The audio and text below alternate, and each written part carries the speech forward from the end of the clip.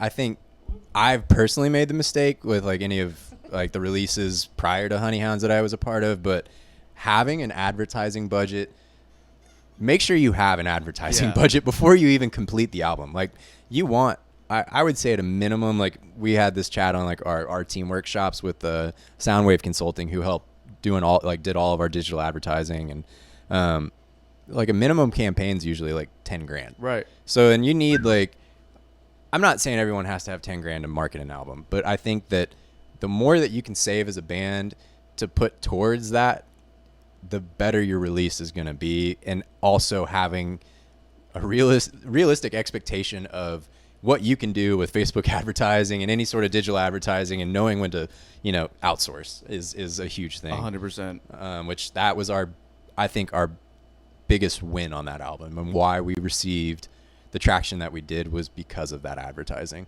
Yeah, that's Billy and I were talking about this the other day about what we're going to do, because we're trying to figure out how much money we need to complete the record and how much we're going to need for advertising and all that stuff. And actually I spoke with Chris Anderson about this, one of your boys, and he was telling me very similar things. Like if you're going to spend, I don't know, $6 grand on an album, spend $6 grand on advertising. Like whatever you're going to do, obviously like you want don't cheat yourself out of something because you just want to put something out, because then you've done nothing. It's like the amount of money that it takes for advertising the right way is going to cost you about what it costs you to make the record. Yeah, and maybe more. Like I think the biggest thing with labels nowadays is like it's an advertising budget. Like, I mean, that's really the only thing that they bring to the table anymore. And you can get that from outside investment, but you need to just analyze what it is that you think the capacity of like what your music is capable of.